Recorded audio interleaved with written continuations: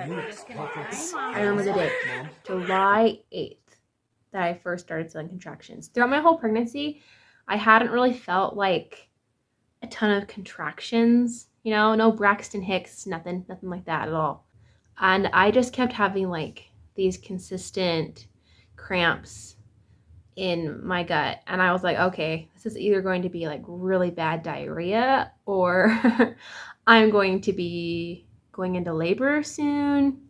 Because it wasn't like strong. It was like maybe once every half an hour, 20 minutes. I was hanging out with a friend that night and we were watching a movie and I just kept feeling like, I guess, like what normal Braxton Hicks feel like. That's what I was feeling.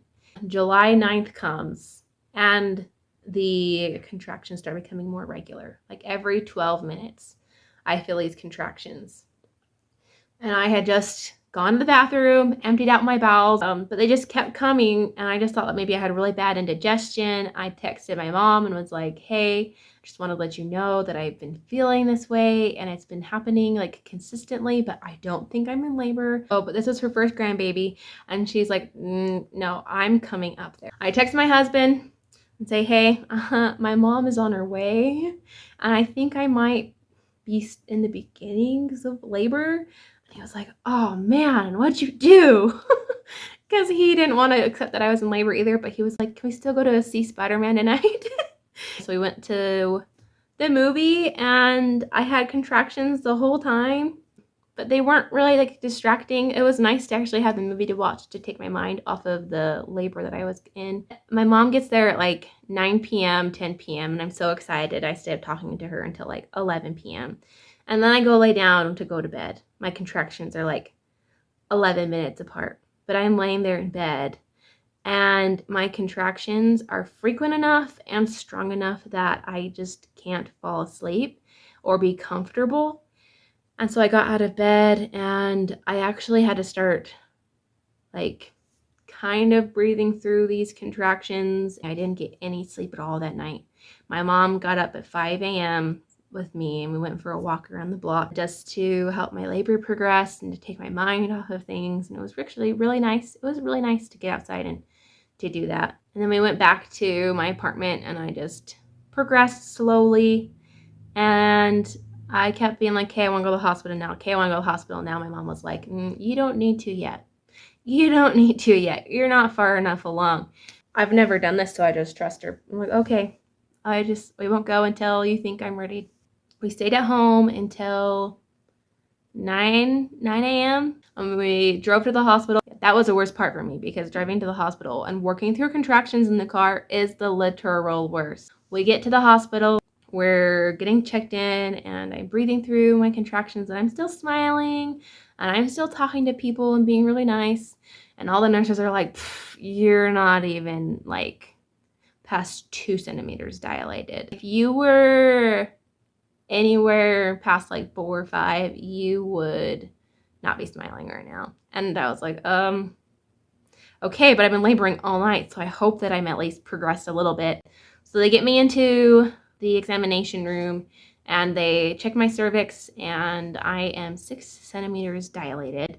And they're like, oh, okay, you're getting really close. Let's get you back to a room. So they take me back to a room. And at this point, I was really imagining that I'd just be wanting to walk around, be free to move how I want. But my back hurt so bad from my labor. And I just was so tired that I sat down in the bed. And that was probably the most comfortable position for me to be in while I was laboring, because when my contractions would come and I was standing, I felt like I literally could not stand up. But I was committed.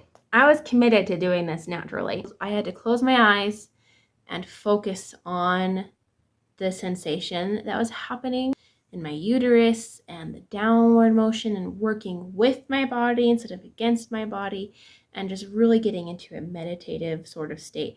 That's really how I felt throughout most of my labor. I was really meditating and processing all of the sensations that I was feeling in my body. And I couldn't have anybody talking. I couldn't have anyone talking to me. It really took all of my energy to be focusing on my contractions. Like I'd fall asleep in between my contractions, then I'd come back and I'd work through my contractions, and then I'd fall asleep, and then I'd work through some more.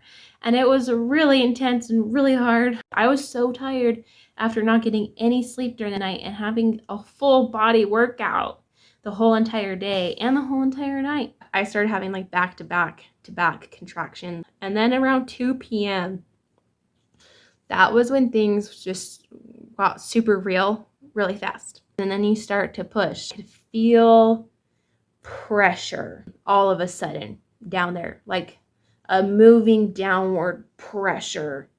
And I told my mom, I think I'm going to start pushing. And she calls in a nurse and says, hey, she thinks she's going to start pushing. And all of a sudden I have like 50 people in the room, it feels like. And they put me up in the straddle position. They told me to bear down and hold my breath and push, which was such an odd experience for me because I just felt like I was going to pass out with how hard I was pushing. And they made it seem like I just needed to get the baby out like ASAP. The baby comes out and then moves back in and then comes out and moves back in. Really quickly, the ring of fire hit. The baby's head was starting to come out and they told me to hold it. Hold him there. Hold it, hold it, hold it. But I only had to hold it for a short time. It felt like an eternity though. And my next contraction, he came out and he was born and he was just the cutest and sweetest thing ever. I did not expect myself to swim so fast and so hard over my newborn baby. I knew that there was that motherly love and that motherly instinct and everything that comes with it, but I didn't know that it would be that much and that strong all at once.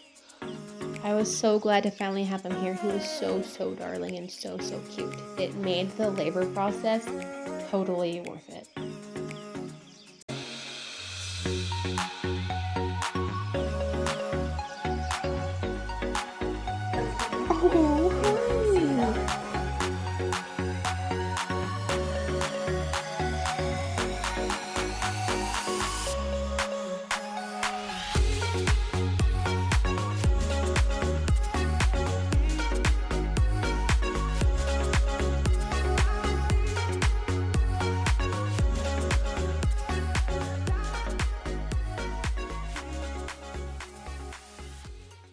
Oh, overall, my hospital birthing experience was a great experience. I love that I have the story of my son and that I will forever get to cherish the memory of birthing him there. If you guys would like to know more about why I choose to do natural births, give it a big thumbs up and subscribe to the channel so you can see more content like this. Thanks for hanging out with me today. See you.